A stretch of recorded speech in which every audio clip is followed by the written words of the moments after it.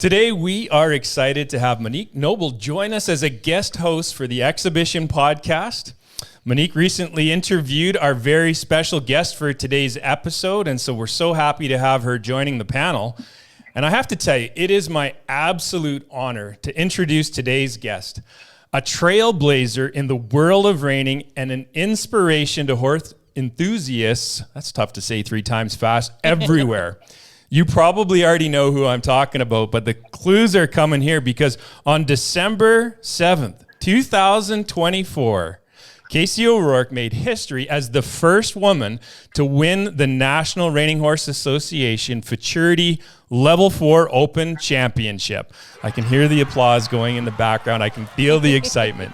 Now, she was riding her phenomenal paint stallion, the Fireman, and she achieved an awe-inspiring score of 229.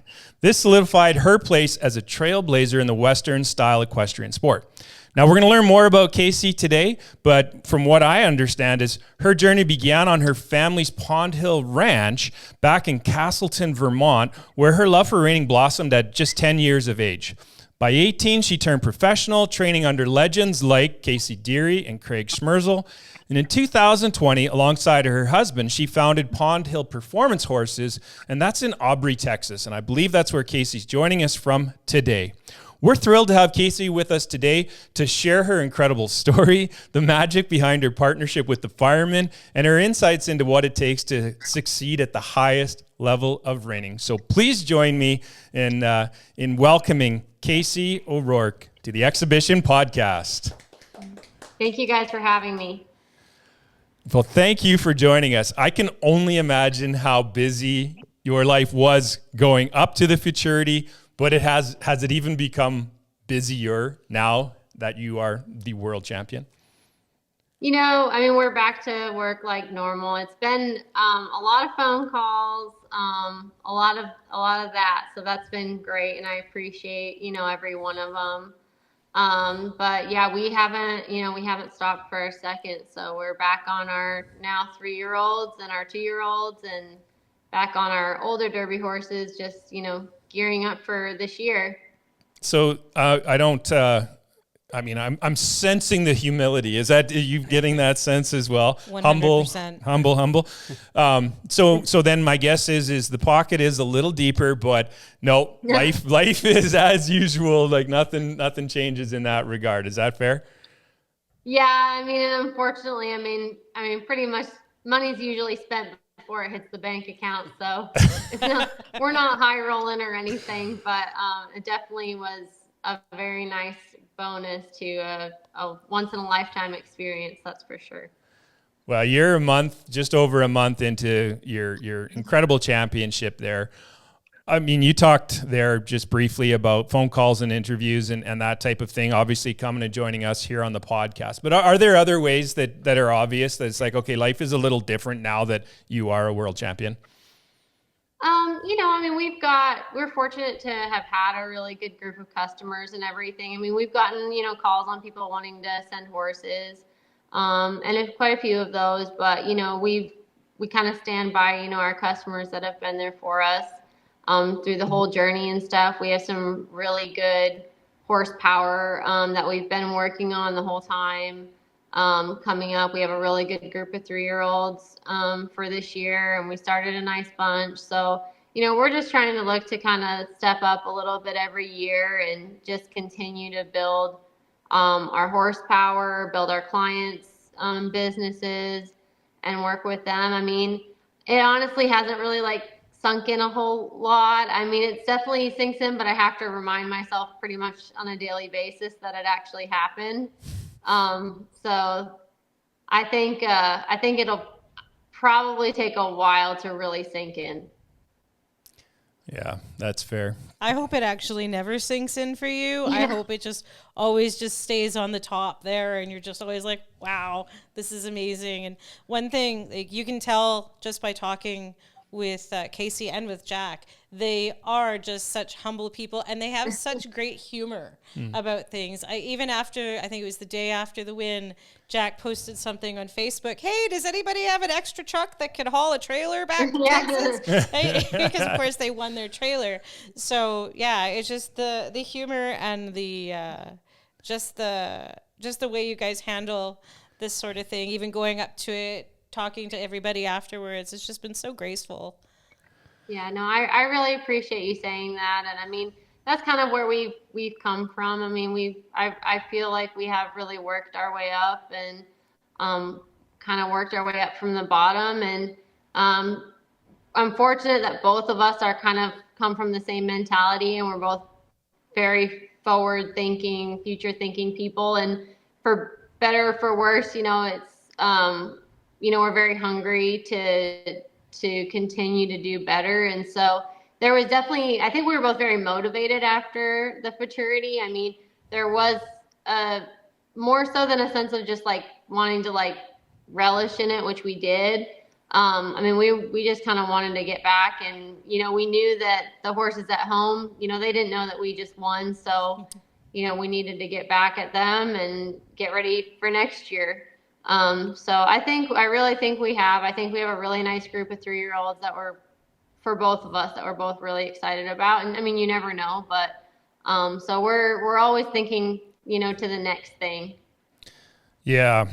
I mean, when I look at your website and I try to learn a little bit more from what you're doing as a program there, I'm hoping that a little bit later on in the interview that we'll have lots of time to sort of focus on that, because honestly, I'm very, very impressed as far as the presentation, but the horsepower and so this is something I feel like this success is going to continue. I do feel like, and I know Monique, and Mark and the whole team, we're excited about what this represents, because when I look at the numbers here, and I'm getting ChatGPT to help me out. So if there's any fake news, not on Dave, it's on ChatGPT. But in my understanding, it was in 1966 that the first NRHA Futurity ran. It wasn't in Oklahoma at that time. So that was in 1988, I believe, that it switched over, 1986 when it moved to Oklahoma. But so that was 58 years it took for there to be a female champion to win the Futurity. Is that the number that you've heard? Is that accurate? 58 years? Yeah, it's that. And also, I think there's only been 32 Futurity champions. Obviously several people won it more than once. So there's only 32 people all in all that have actually won the Futurity. Okay. And none of them before being women. There definitely have women that have come very close. And had great horses and great runs and stuff. So it was definitely a barrier that an achievement that I knew was out there. And you dream about it, but you just don't really expect it to be you. Yeah. Well, to me, the wonder I have is just okay, so it takes 38 years for the first time, but I wonder how long it takes for the second one. And I think that because of someone like yourself, and I know that there are others out there who are really at the top of their games, they're kind of close as well, but I don't think it's going to be 38 years for the next one. I don't know. Do you agree with that comment? Yeah, I think so. I think there's a lot of, besides myself, I think there's a lot of really good women in our industry, and there's a lot of good horses, a lot of horsepower. And so I definitely think it's not going to be the last. Yeah. Oh, I think the girls are coming for it. Absolutely. It was really actually interesting because I've been reining for a while now. And of course we always watch the Futurities, and it was really cool. The day after the Futurity, I saw a huge change on all my socials, and I've been calling it the KACI O'Rourke effect, because the day after her Futurity win, I saw so many women saying, I'm going to go out and I'm going to ride my horse and I'm going to work on my backup. And it was just so inspirational and so motivational in a way that I haven't seen before. We always get excited after the Futurity and we're like, oh, wow, how did they get them to be those crazy spins? But your backup, everybody was like, we're going to go work on our backup. It was incredible. But I've never seen my socials explode like that, with just women saying they were going to go out and they were going to go ride. So it was very inspirational. So thank thank you for that, for women in reining, women in equestrian sport everywhere. You have motivated, inspired an entire new generation of riders, and I think that's fabulous. Well, thank you so much. I mean, again, it's kind of crazy to hear and picture it, being myself, but I mean, it definitely means a lot. All the people that stayed, after and waited and just tried to get pictures and whatnot. It was really cool. It was really meaningful. And I've tried not to blow up social media. I think it has a little bit. But at some point I was just like, when do you get to experience this again? So you might as well make, the most of it. And there were so many cool memories and so many people had sent me their angles of the run, which was so neat because I got a small view of like the owners, Peter and Courtney, in the stands, and like a small view of my dad in the stands, and some of our other clients and stuff, which was really cool, seeing them kind of experience that moment and stuff. So it's definitely been unreal. Was it entertaining watching your husband break the arena while you were going through your run? Yeah, I got a lot of videos of that. I don't know if you know, but he was so eager in his cheering, he actually broke some of the signage. Yeah, that was up. Yeah, they had to go and zip tie it back up and move the fence back. But my whole team was really like, our assistants and stuff that were, been with us for a while. They were just so excited too, and so it was cool. It was really cool. I don't know which direction to go because there are so many directions that we can go. But I mean, I feel like I've heard about your love and your passion as far as being a young reiner and a young girl with love of horses. That's been a common theme with some of the female guests that we've had on the podcast. When we have Ron Anderson, he talks about being girl crazy or horse crazy. I can't remember exactly what his terms are, but well, I think he was both.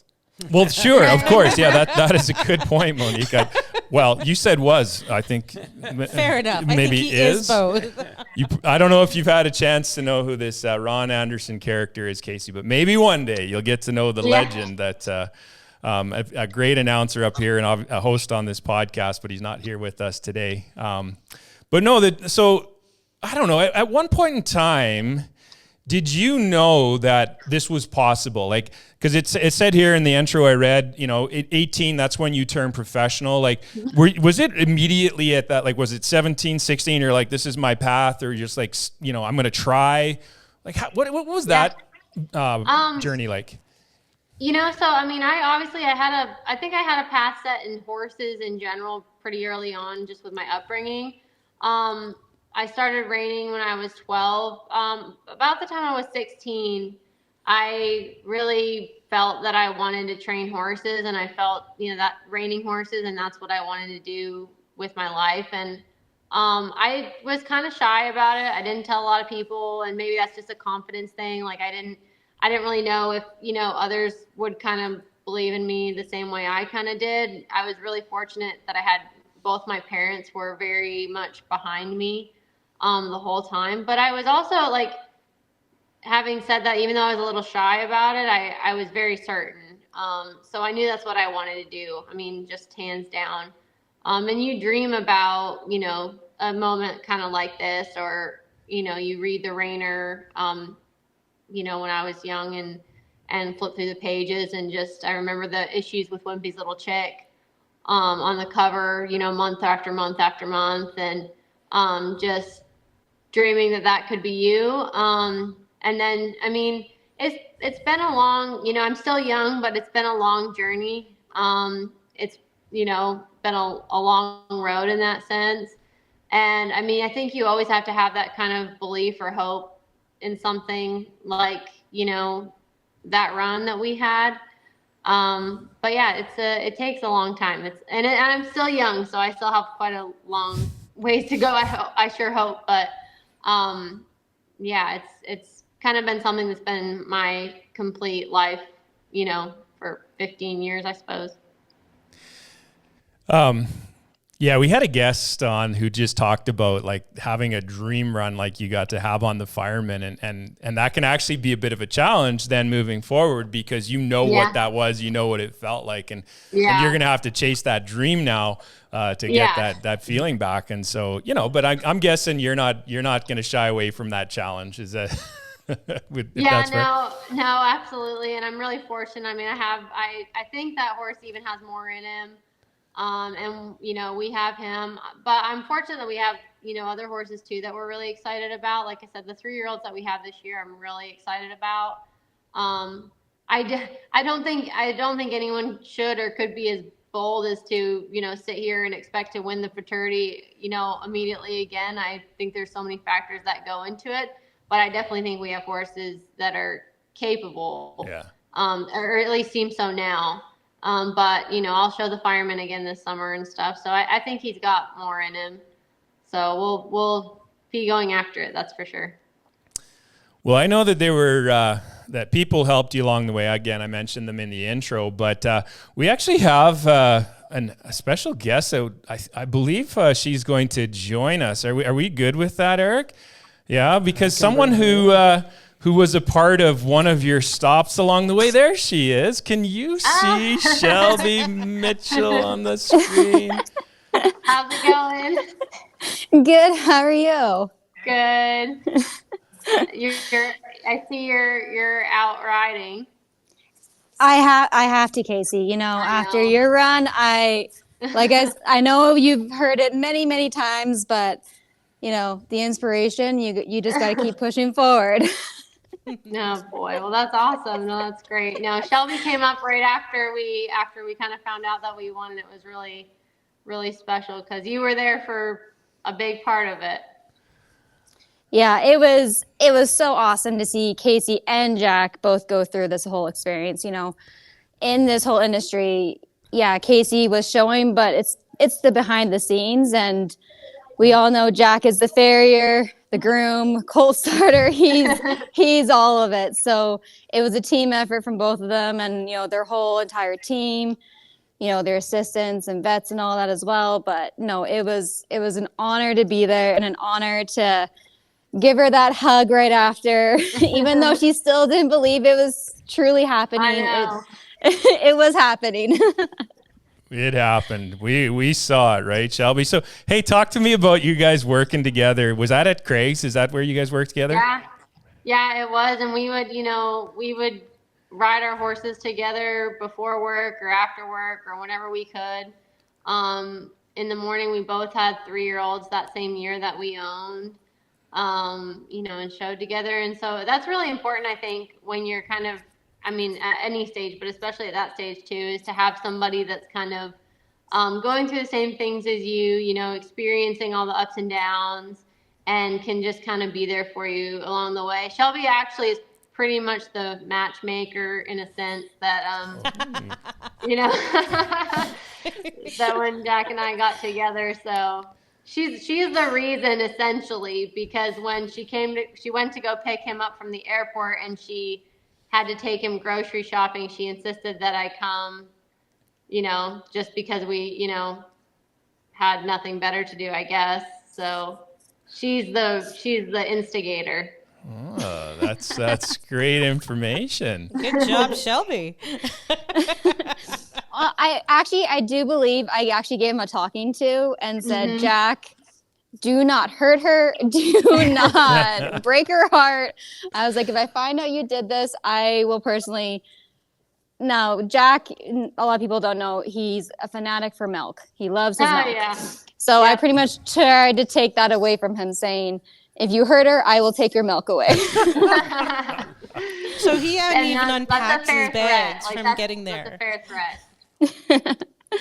But no, like I said, it was awesome to not only see their relationship bloom together, but yeah, KACI and I both had 3-year-olds at the same time. And, you know, it was kind of nice too. Like, we would always try to make sure we rode together, bounce ideas off each other, kind of look at each other like, what did you think of that? What did you think of this? So, you know, it was good. And then, yeah, we both did really good in Vegas. And then both made the Futurity finals together. So yeah, it was definitely a bittersweet moment to see this come in full circle and to see her go ahead and achieve that huge accomplishment that we all strive for. Yeah.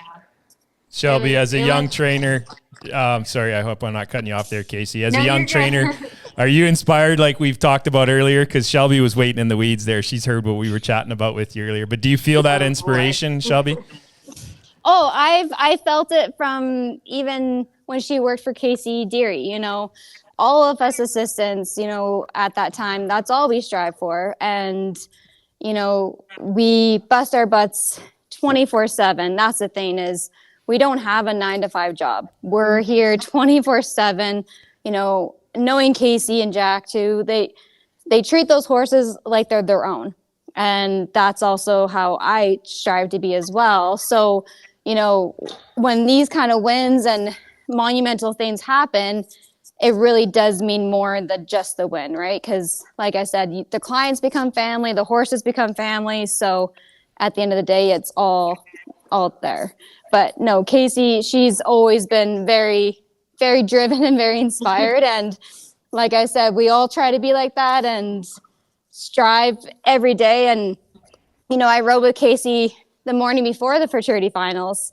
Yeah. And it was awesome to see her and Jack working together. And also too, like, she wasn't afraid to ask for help. You know, she was asking other trainers too, saying like, hey, you know, what do you think of this? Or, hey, if I want to do that, you know? And that's the one thing I love about the Reining community is as trainers, we can go ahead and ask for help and not feel ashamed about it. Yeah.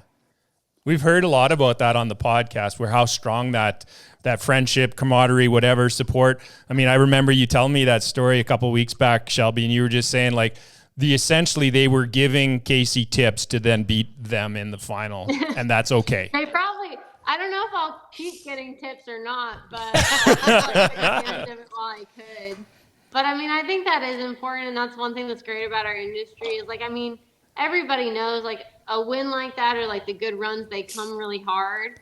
And so you really, you know, you can't argue with it. And there, you know, you need to be happy for the other people around you, because everybody, I mean, that's what's difficult about our sport at this time too, because everybody's working hard. Everybody's got, you know, nice horses, and everybody's, you know, just working their tails off and stuff. So you have to really work extra hard to have that little bit of edge. But I certainly just try to, you know, I try to watch and try to learn and try to, you know, there's a line there between being confident and being confident in yourself and also being open to ideas. And I definitely thought out a lot of different ideas, especially that week of the Futurity, and got them and used them. And Cole and I bounced ideas off each other the night before.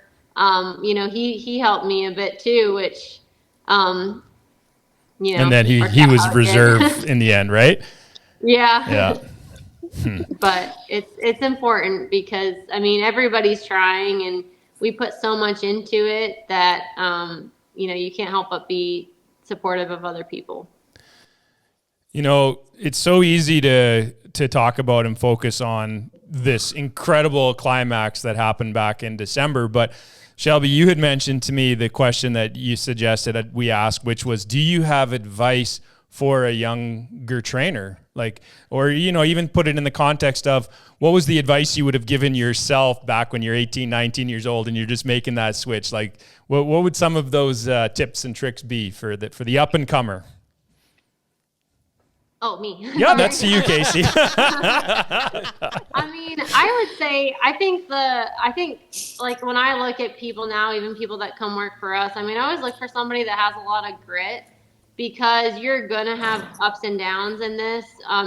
Even though we're doing what we love, I mean, not every day is a fun day. Not every day is a great day. You don't feel great about yourself all the time. And having that grit and that bit of stick-with-itness, like even when it's challenging, even when it's hard, I mean, that's the difference, 100%. And I would also say surrounding yourself with good people, finding people that you want to be like, and, you know, those are the people you should be gravitating towards, being really focused. I think anytime you want to be really great at something, you know, you have to be willing to make sacrifices. I mean, Jack and I, we don't we don't have any hobbies. We work 7 days a week.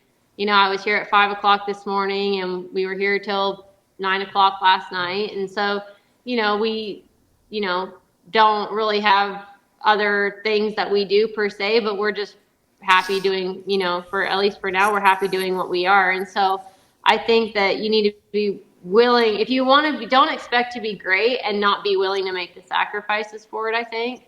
But also just being open to learning, surrounding yourself with good people, and just, you know, having that stick with itness, I think, is what's really important.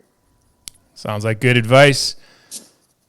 I think it's also important to note that that stick with itness isn't just about training the horses, it's also about maintaining the horses. When I was chatting with KACI, just the amount of work that goes into the health of these horses and the way they prepare them and the way they maintain them, it's phenomenal. They're treated like the elite athletes that they are. Yeah, absolutely. Yeah, and I think it's really important for people to note that, you know, it's not just getting out and riding that horse every day. It's making sure they have the right nutrients. They have their masseurs, they have their acupuncture, their chiro, their PEMF treatments, their saltwater baths, like the effort that KACI and her team, her vets, her masseurs, her assistants that are doing the clay packs on the horses' legs, the icing, like it's just incredible effort to make sure that these horses are so incredibly fit. Yeah. And KACI doesn't get any of that treatment. No, I sure wish I could use it right now. But yeah, I mean, that's a big part of it. Our team worked really, really good at the Futurity. I think we had a really good group. We've had some people that have been with us for, you know, like 3 years now. And everything just ran really smoothly. I think that was important. Everybody had a common goal. And, you know, they were all, that was one thing, you know, even in Craig's barn, I know like Shelby was amazing at that when we were there. I mean, she was on top of it. She was on top of Craig's horses.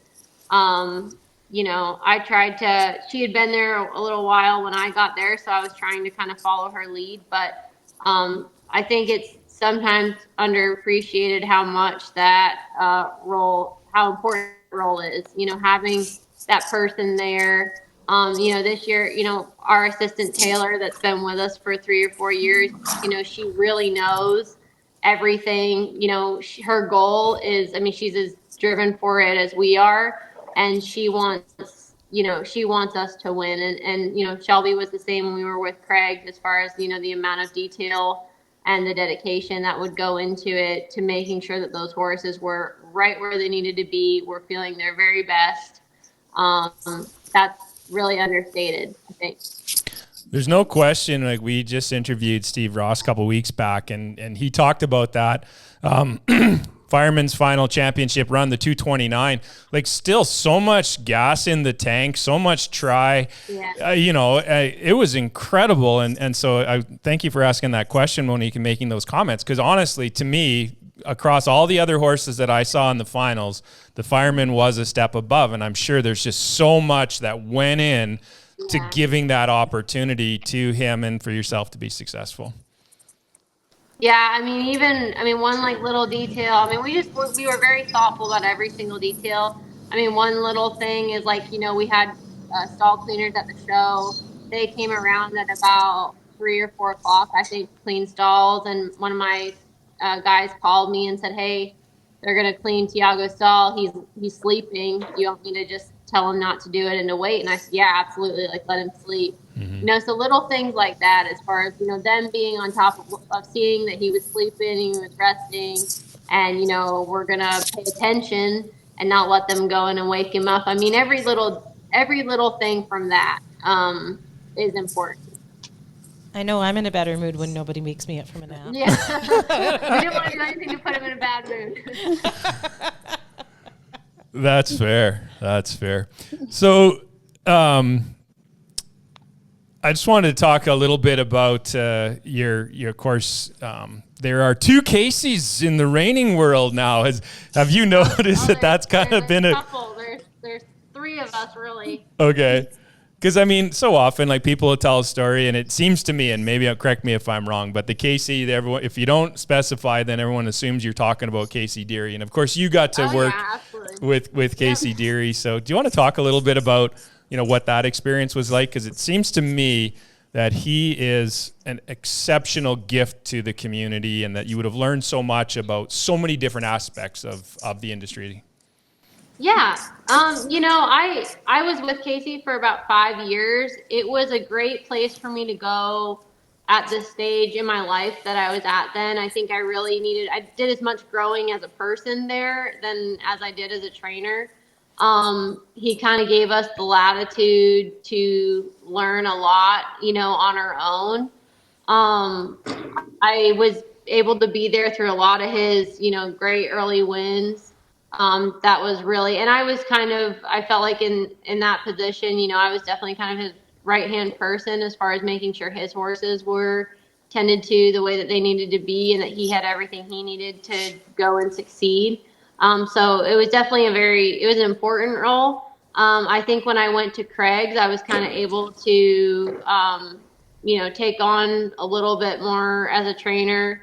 Craig expected a lot of us, which I actually appreciate. I think that Craig gave me a lot of opportunities that that I'm very grateful for. As far as showing or riding, or training, nice horses and stuff. When I worked for KACI, there was quite a few of us assistants there. So the opportunities were kind of very spread out. I was appreciative that when I went to Craig's that he was able to give me some opportunities and, believe in me and expect the best out of me. Well, I think that's amazing. And if you're good now, I would love to learn more about your program, because I haven't heard as many people talking about this. And as I clicked through your website, and I've heard a few different podcasts and that, but you've got a quote here on your website that says, it's under the breeding tab. It says, "The best way to predict the future is to create it." Is that what does that mean? It's pretty. It's corny. I love it. It is not corny. Really. I think Jack and I think a little bit from, especially my experience early on at KACI's, and one thing I did take away from Craig, I think Jack and I really early on felt like we weren't going to wait for anybody to hand us opportunities, or we weren't going to expect somebody else to be responsible for our success. We were going to go out and get it ourselves. So what really is kind of behind that quote is, early on we risked a lot, financially, comfort wise, everything like that, to invest in ourselves. We were really fortunate when we did go out on our own that we had a really good mare, that kind of carried us. But we didn't have it necessarily handed to us when we went out on our own by any means at all. And, we just felt like, we were going to get where we wanted to go, kind of come hell or high water. And, whoever wanted to jump in and be along for the journey, more than welcome. But we weren't going to expect somebody else to provide our success for us. And I think if we would have been waiting for that, it might have taken quite a lot longer. So we risked a lot. We put a lot of stress on, we put a lot of work in, by owning a lot of our own horses early in the beginning. Now, we're kind of in a little better situation like that, but, and we still own a lot of horses. Mm-hmm. I think that's just one thing that we both really felt, and that's what's kind of behind this. Now, obviously, as far as the breeding side, it relates to that, but I just feel like, the best way to guarantee your success is in your own hands. Yep. And, we have great customers that we've developed and that we've developed great relationships with and that we trust wholly and that have wonderful horses. Obviously, the Morgans on the Fireman, but in the beginning, especially, we weren't sitting around waiting for somebody. We were kind of making it happen. And I think that was kind of important. Well, what I see shining through on your breeding pages of your website and you touched on it there, is the importance of the mare power. And to me, that's like, and maybe I'm crazy, but it's always been stallions. And obviously that's important, but I think the secret is out. And again, that came up in conversation with our Steve Ross interview, that the mare power is where it's at. And it looks to me like you've got some pretty substantial mare power right there at the Pond Hill Performance Horses. Yeah. And that is one thing I learned from KACI. KACI had success on mares, and he invested, even when I was with him, you know, he was investing in embryos, he was investing in horses, and he was investing in mares. And so we had, I tended to buy mares early on. So Genuinely Joe was the one that we had when we went out on our own. I had her, you know, Shelby watched us train her as a 2-year-old. And so that's kind of what we tried to find. Starstruck Gunner was one that we bought with a customer we partnered on as a 3-year-old, and we just tried to grow those really good mares. So if we have, you know, a really good mare, we'll certainly try to keep it, and that's the goal, is the long run. We just want to work to kind of guarantee our horsepower for, you know, the future. Yeah, I think it was. Yeah, that's Shelby's horse. It wasn't mine. She's like, come on, are we going to run? Is that you, Shelby, or is that your horse? That's my horse. Well, I'm gonna shamelessly promote. I don't think I normally do this on podcast interviews, but when I was going through and seeing your prospects that you have on the ground, your young horses or your ones that are going to be hitting the ground here this year, I mean, a lot of the sires from them are part of. We do have a breeding program that we're building up here in Canada to try and make the exhibition, the shows and everything that we do something special. So I don't know. I mean, if you want the Canadian buyers to be looking at some of those prospects you got there, we got to get them in the program, right, Shelby? Heck yeah. I see some, one of the names I saw there, of course, was PS Mega Shine as Mega Shine Chick. Yep. Yeah. You've got, is there one coming or one? Actually, we have our best, I think he's our best 2-year-old right now, is a crush out of Starstruck Gunner. Obviously it's soon to tell, but he's super nice. We have a good crush 3-year-old. We had a full brother, a baby coming, a crush out of Starstruck Gunner, and the mare aborted it right before the charity. So we'll rebreed to that one. But yeah, we really like them a lot. Yeah. Yeah, and there's some big power coming down to the States from Canada now, especially through like the Almore Ranch. They just became what did they say? I think it's 14th. They came in. Well, they had quite a few horses that were there showing at the Futurity, and then several that did really well. So yeah.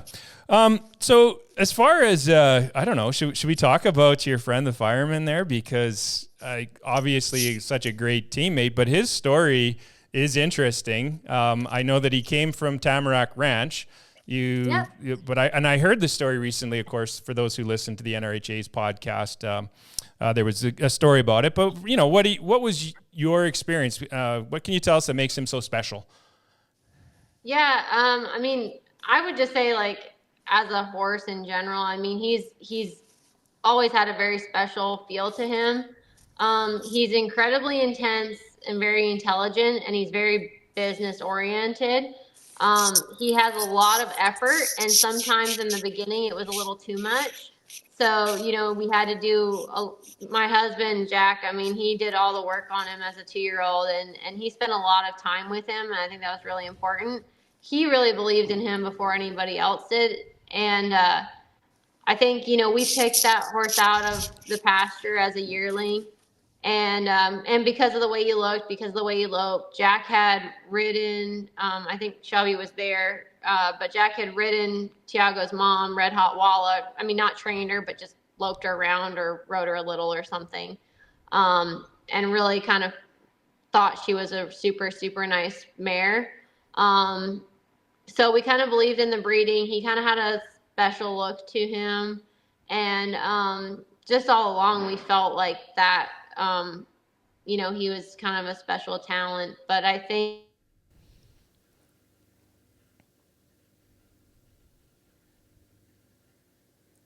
We just lost some audio there. Yeah, it happens when something comes through on her phone. I don't know if you can hear me, Casey? KACI, but we lost you there for 1 minute. Are you? There. Yeah, I can hear you. Sorry. Yeah. Oh, Someone no was calling me and it broke it up. Well, I'm just wondering if that's from. I saw a clip of an interview you did soon after your victory on the Fireman, the Futurity, and you talked about how riding the Fireman was like driving a Ferrari. So Yeah. is it after your 16-hour day of training horses, are you moonlighting as a race car driver, or can you expand? Can you expand on that analogy? Like. Sorry, go ahead. That's what he feels like. I mean, he's very much. I mean, he's an intense horse. So if you ask him for something, you know, he's going to give you 150% of what you asked for. So, you know, he's pretty finely tuned, but he's very explosive and very, you know, I mean, in his athletic ability. So, I mean, just riding him, you can kind of feel how much power he has, you know, just cruising him around. He lopes around super nice. Like he lopes kind of like a Cadillac, but if you know, ask something of him, he's going to give you a lot. And so it's a really cool feeling. But just so to clear up, you're not moonlighting as a race car driver? No, I don't think anyone would trust me with anything fast or furious or any, you know, any weapon of any kind. I'm actually not allowed to watch those movies. I don't know. After seeing your performance on the Fireman, you might be getting a call, KACI. Everything's possible. I'm in the grandma lane. On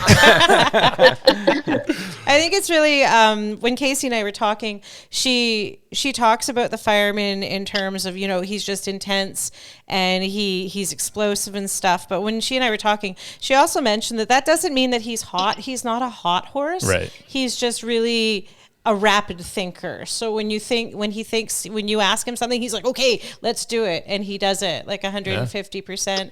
And she said she even when she went into the Futurity, before she went in, she was riding him a few times without spurs. And then she actually rode him in these small little cloverleaf, very, very gentle spurs. So it was more of a whisper rather than a, hey, let's do this. It was like, hey, let's go do this. And I think that's really, really cool that she was able, and I think that was actually a suggestion from another trainer that she Jack, actually. Yeah, and I just think it's really cool that she's so in tune with her horse, and most trainers are, but she was just able to say, okay, well, I know I'm going into this really intense competition, and I'm sure part of her just wanted to wear something that was just like, boom, let's get the job done. But she was able to sit back and be like, this is not what's going to be best for my horse in this circumstance. And even though they were going into an arena where he's not going to be able to hear her, she's just going to use the best tool for the job with this horse. And I think it's amazing that as a trainer, and like Shelby knows this as well, she can adapt to the needs of her horse very, very well, and just, you know, get something so amazing out of the Fireman like the run that she had, and not use large tools. Well, I'm a bit of a numbers nerd here, and so I've kind of noticed that you, based on your 2024 standings, you are in the top 5 for your earnings. Of course, that was just over $500,000. I'm sure you're aware of that. And of course, your lifetime earnings shot up, now number 52 in the world, just over 800,000 LTE. So incredible on that. My wonder is, does that qualify you for the American Performance Horseman? Yep, we'll be there in July. Talk to me about that. What are your thoughts? What do you think of going into that? Nervous? No, not honestly. That just seems like fun to me. Yeah. You don't have to I already qualified for it, so there's not like it's a ton of pressure. I mean, obviously, I'm going in. I'm going to try to win and do the best I can. But I mean, you know, it pays really good, kind of regardless. I'm not going to show the Fireman there, but I've already had some people reach out about some horses, some really exciting horses to take there. So we'll just kind of see. It's a little ways away.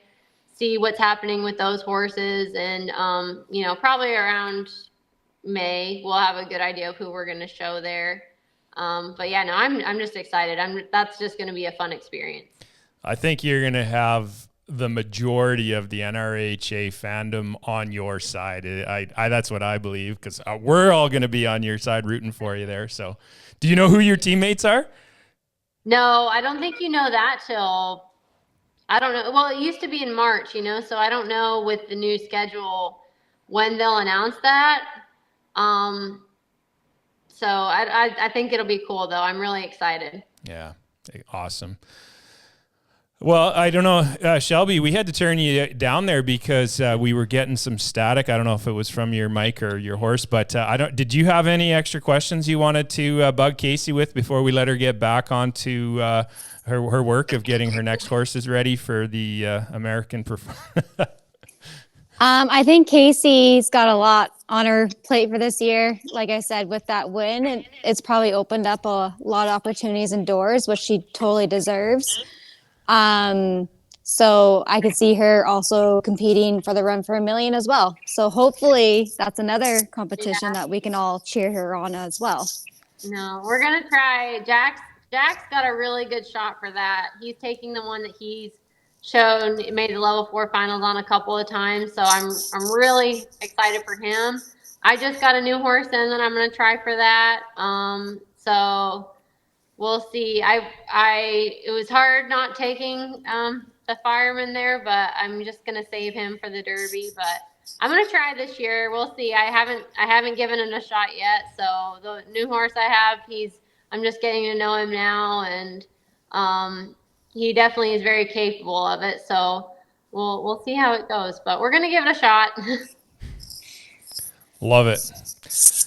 Monique, did you have any final questions here before we let KACI go? I don't really have a question. I just, I think we were talking about creating the future, and the Fireman was discovered by KACI and Jack in Tamarack Ranch, the Morgans, and Jack started him, and I believe as a colt, he started the Fireman, and I think it's kind of funny. KACI, tell me how you got the Fireman. Mm-hmm. How did you end up riding him? Because it was pretty funny. From Jack, or how we got him Jack, in general? Yeah. How'd you end up getting the Fireman from Jack? Oh, well, that was easy. Arm wrestle. I know the system pretty well now. He loved him. He was little, so I kind of got, a shoe-in because he was little. But he said, one day that he had a lot of horses to ride, and he said, well, you can go ahead and lope him around, and he just needs an easy day. So I loped him, and he amazing feel. And so I was smiling, loping him around and just having fun. And I said, well, I think I'll just take him for a while. You have a lot on your plate. And I think I probably gave him one of mine or something like that, definitely wasn't a fair trade. Mm-hmm. And yeah, I just didn't give him back. So you stole him. Yeah, I did. Yeah. That's awesome. But that's been a common theme with those two. It's been happening since day one, even with their mare, Jo, or Josie as they call her. Same thing. KACI had a really cool 2-year-old, and Jack was like, let me just go take that for a spin. And then KACI didn't ride her again until she was 3. So no, exactly. He has one 3-year-old this year that's I think he's pretty special.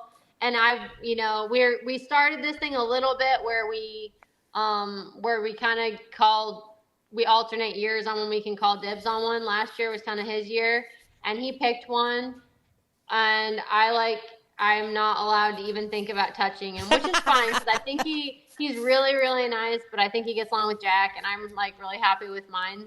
So I tease him sometimes. I've been circling him for him this week, and I tease him that, us two, he's a Palomino, so I tease him that us two blondes better together. But he actually yesterday I said that to him, and he said, you're allowed to joke with any other horse, but that one, you're not allowed to joke with that one.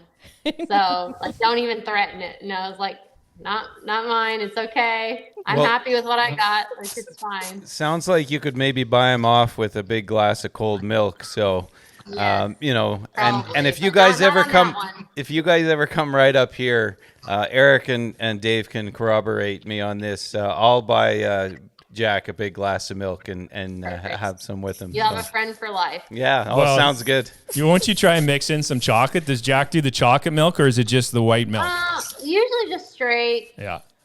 That's me at home, and then when the three of us are out on the road, I'll indulge and I'll go crazy and have a big glass of chocolate milk. So Kyle's like that too. He's a milk drinker. I'm not, but it's really funny because I'll lend him my truck or something, and then I'll put the seat forward because of course he's a lot taller than I am.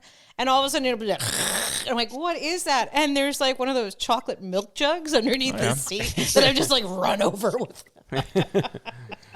Well, I have to point out, because you were talking about tips for the young trainer here, and I can see that on your website here, it says that you're at 4100 Reining Road. I'm like, you want to be a futurity champion? You live on Reining Road in Aubrey, Texas. That seems like a good place to go. So I'm guessing things have worked out well for you there.